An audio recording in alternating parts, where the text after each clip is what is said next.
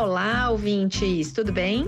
Bem-vindos à 9ª temporada do podcast Direito Empresarial Café com Leite. Eu nem acredito que a gente vai fazer 4 anos juntos, ouvindo, discutindo, se deliciando aqui com o direito empresarial. Esse é o podcast perfeito para quem busca conhecimento jurídico durante o dia a dia.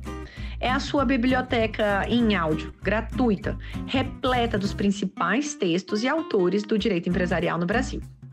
Eu sou Amanda Taide, mineira, cruzeirense da UFMG na origem, com passagem em São Paulo, no Largo São Francisco, USP, e Candanga, Fluminense e UNB, de coração. Eu sou casada, mãe do Pedro, de quase 7 anos. Pedro Cristiano Ronaldo. Do Lucas, de 5 anos. Lucas Cristiano Ronaldo, Mbappé e Cano. E tutora do Vira-Lata, da Farofa. Sou professora da UNB e consultora no Pinheiro Neto Advogados, em direito privado, nas áreas de direito da concorrência, comércio internacional, compliance, anticorrupção, acordos de leniência, negociações, direito empresarial em geral. Esse é um podcast simples, curto e gostoso, como um café da manhã, rapidinho durante a semana. Você quer navegar pelo podcast? O nosso novo site foi totalmente remodelado. Entrem em podcast.direito empresarial Café com Leite, vocês verão uma forma completamente nova de navegar pelo nosso podcast. Os episódios estão organizados tematicamente como uma trilha do conhecimento, facilitando o acesso de todos vocês a temas como teoria da empresa, fundamentos do direito societário, sociedades limitadas, sociedades anônimas e muito mais. Pegue então sua xícara de café com leite ou chá, seu tênis para fazer exercício físico ou seu fone de ouvido para ouvir no seu meio de transporte diário. Vamos então comigo para a próxima xícara de café com leite?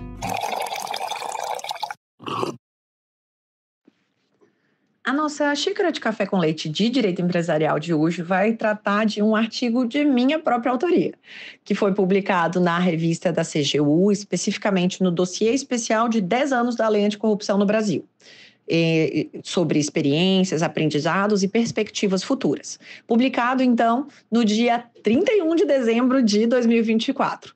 Ou seja, no último dia do ano, CGU estava a 1000 e publicou, portanto, esse artigo de minha autoria, que é intitulado Anulação, Rescisão e Repactuação de Acordos de Leniência. Distinções incipientes, mas necessárias.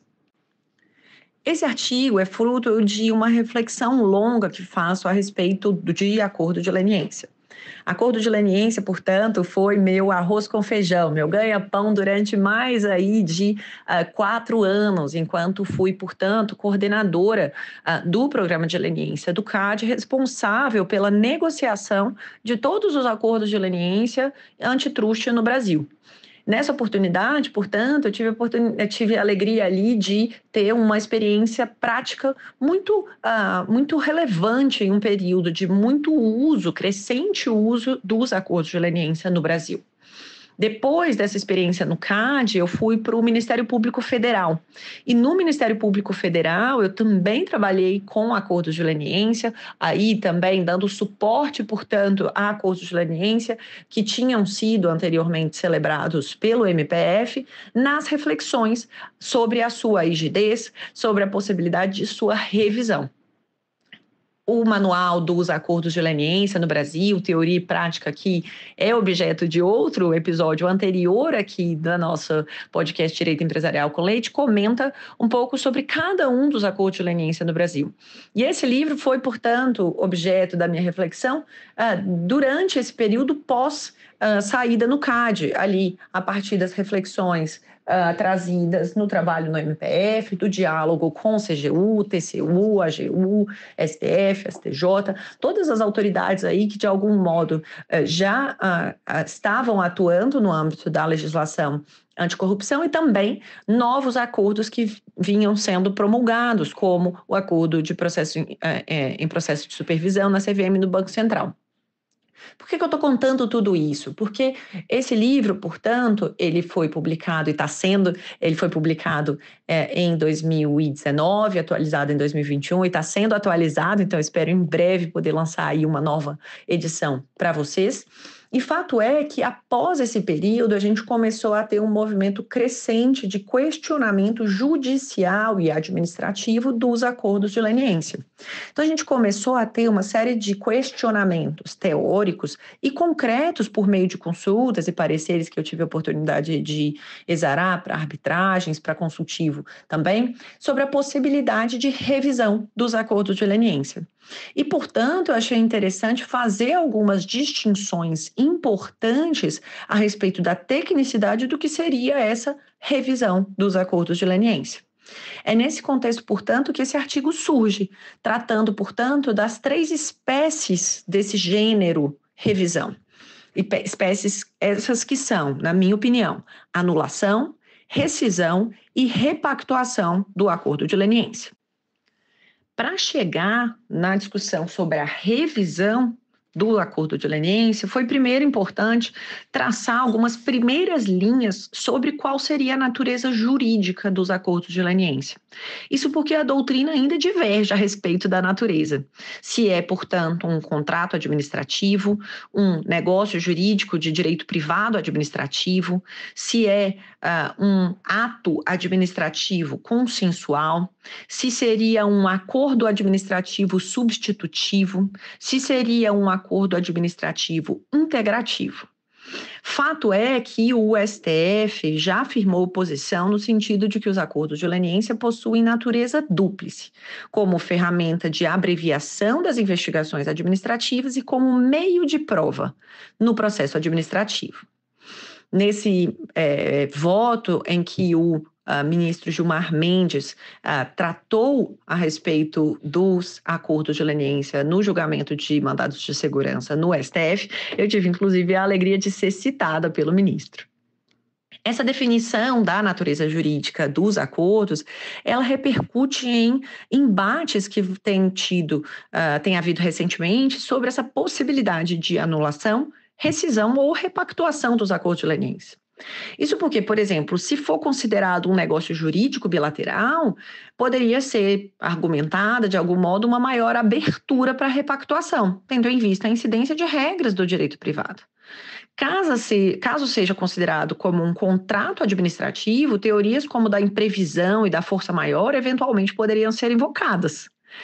Caso seja considerado, por sua vez, um ato administrativo consensual com natureza dúplice de ferramenta de abreviação das investigações administrativas de meio de obtenção de prova no processo administrativo, que hoje é mais aceita nos tribunais, é possível argumentar a incidência de regras do direito administrativo, dentre elas a regra geral de possibilidade de revisão dos atos administrativos a qualquer tempo, quando surgirem novos fatos ou circunstâncias relevantes suscetíveis de justificar uma inadequação da sanção aplicada, como, por exemplo, aquela definida no artigo 65 da Lei 9784 de 94. Então, a depender, portanto, dessa forma que a gente entende a natureza jurídica dos acordos de leniência, a gente vai ter impactos no que se chama, mais uma vez, em termos genéricos, de revisão dos acordos de leniência. Esse tema tem sido objeto de discussões tanto no STJ quanto no STF e, portanto, eu tentei traçar aqui 3 espécies desse gênero mais amplo, revisão dos acordos de leniência.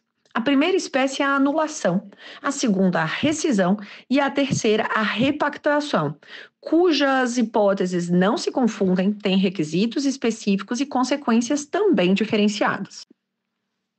A primeira espécie, na minha visão, da anulação dos acordos de leniência, ela vai ocorrer quando a celebração do acordo não preencheu os seus requisitos legais, sejam os requisitos materiais ou formais, ou os seus princípios basilares, como o devido processo legal, a presunção de inocência, do contraditório, da ampla defesa, da legalidade, da igualdade, da proporcionalidade, da vedação ao bis in idem. Então, a anulação, ela vai dizer respeito a elementos que são basilares e essenciais dos acordos. Não vai ter aqui uma questão referente à conveniência ou à oportunidade da administração e nem de um dos elementos negociais do acordo. A anulação, portanto, a gente vai ter uma possibilidade, por exemplo, quando ficar comprovada a inexistência de voluntariedade de um agente, já que esse é um pressuposto de qualquer acordo. A gente tem outras formalidades que devem ser observadas em acordos de leniência, como, por exemplo, aquelas previstas nos artigos 6º e 7º da Lei 12.850 de 2013. Então, caso esses requisitos legais, materiais ou formais e seus princípios basilares não tenham sido observados, é possível anular o acordo, cuja consequência, portanto, é a desconsideração de todos os elementos probatórios a ele relacionados.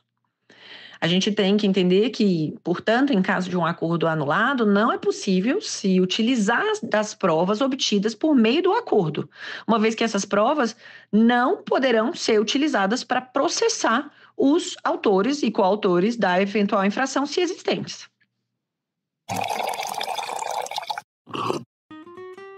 Espera só um pouquinho que eu já volto para a nossa entrevista. Que você curte direito empresarial, eu já sei, que você está aqui ouvindo o nosso podcast. A minha pergunta é, você sabe quão conectado o direito concorrencial está do direito empresarial? Tem interesse em se aprofundar nesse tema? No primeiro semestre de 2025, eu vou lançar a segunda turma da minha pós-graduação em Direito Concorrencial. É uma pós-graduação totalmente virtual, registrada no MEC, com conteúdo linear, completo e extremamente atualizado, que visa preparar os alunos para os problemas práticos do dia a dia. Operações societárias que são de notificação obrigatória ao CAD, cláusulas contratuais, práticas empresariais, como que o direito concorrencial se relaciona com outras áreas do direito. Se você ficou curioso e interessado em como que esse conhecimento pode contribuir na sua formação jurídica e na sua atuação prática, eu te faço o convite. Entra no site Pós em Direito Concorrencial e se inscreva na nova pós-graduação que eu estou lançando, portanto, agora, em 2025, a turma 2. Eu espero você lá. Eu já peguei minha xícara de café com leite e a gente pode voltar para a nossa entrevista.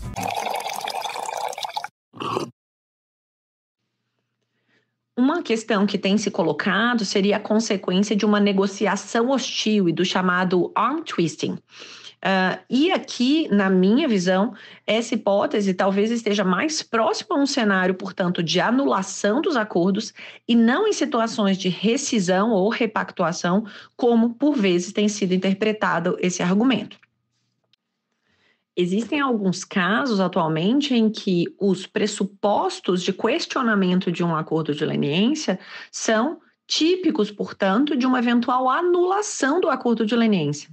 Mas essa interpretação a respeito dos fundamentos tem sido trazido como uma revisão de modo mais amplo, aplicando-se as consequências de uma rescisão ou de uma repactuação, o que confirma a hipótese inicial do meu artigo de que essa ausência de rigor terminológico nas três hipóteses, ela gera, portanto, imprecisões também nas diferenças dos requisitos e nas consequências dos cenários de anulação, rescisão e repactuação de acordos de leniência.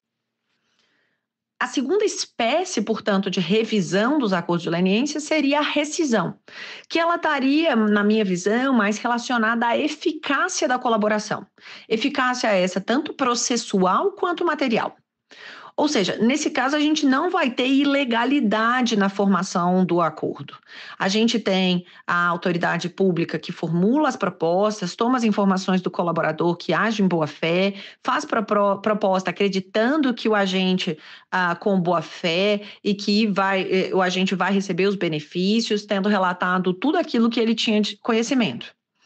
Na rescisão, portanto, o que vai acontecer é o descumprimento de algumas das obrigações que foram assumidas no acordo de leniência.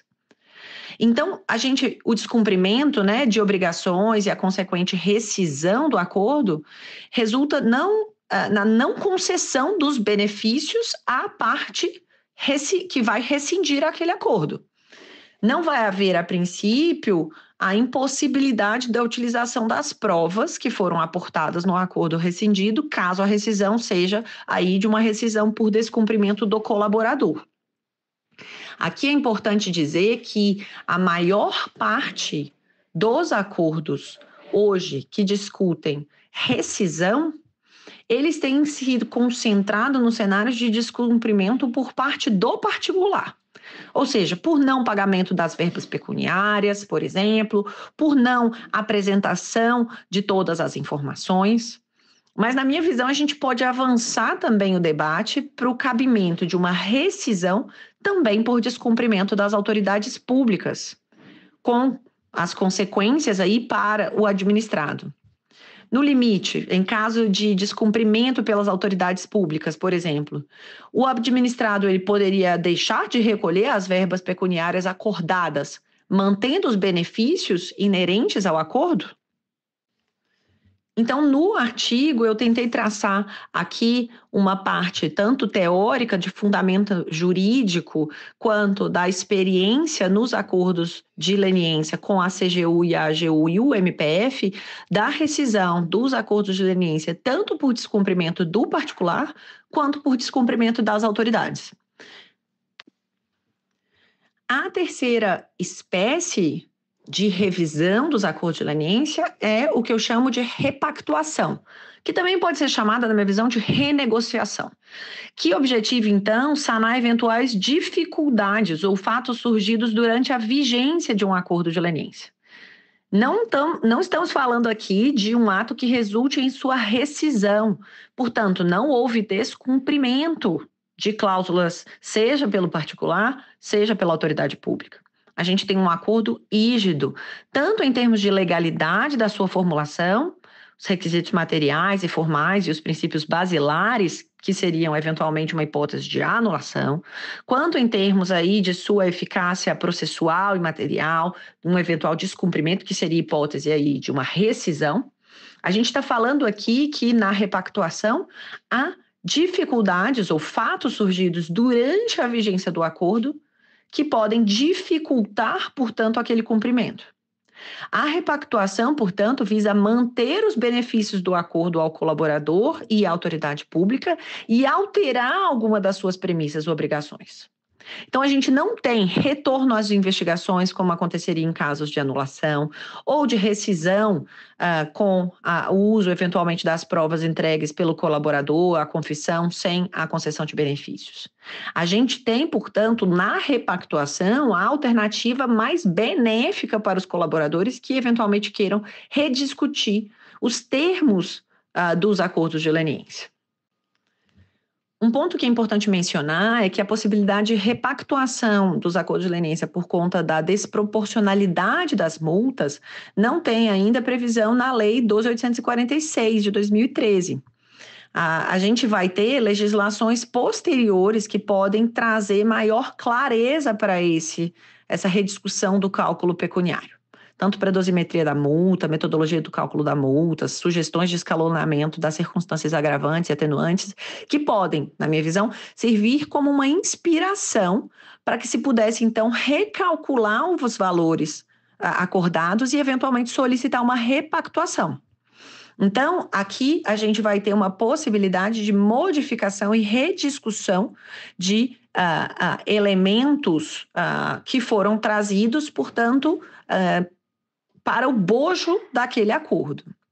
A regulamentação desse tema ela veio a surgir efetivamente em 2022, com o artigo 54 do Decreto 11.129 de 2022, que regulamenta a lei anticorrupção. E previu, então, essas hipóteses de revisão do ajuste dos acordos de leniência.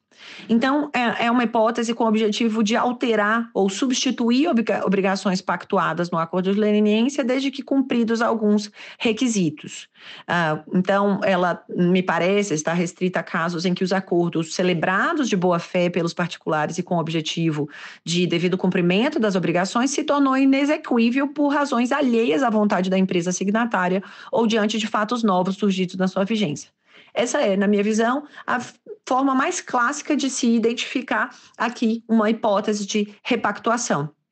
E a gente também tem, na minha visão, um outro fundamento para isso, que é justamente o artigo 65 da Lei de Processo Administrativo, a Lei 9784, que poderia trazer aí como uma circunstância relevante, suscetível de justificar a inadequação da sanção aplicada, essa possibilidade de repactuação.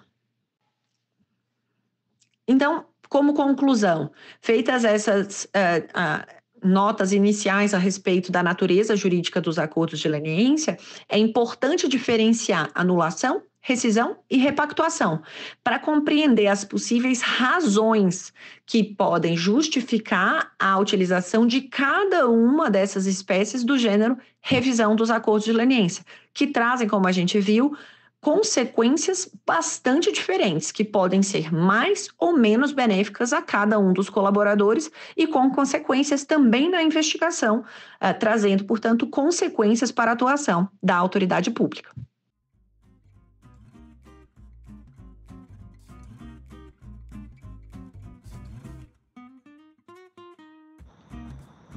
A nossa xícara de café com leite foi devidamente tomada.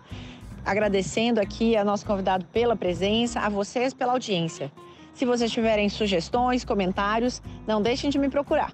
No LinkedIn, Amanda Taide, no Instagram, Direito Empresarial Café com Leite e também, caso vocês tenham meu contato, podem me mandar mensagem no WhatsApp. Um abraço a todos. Tchau, tchau.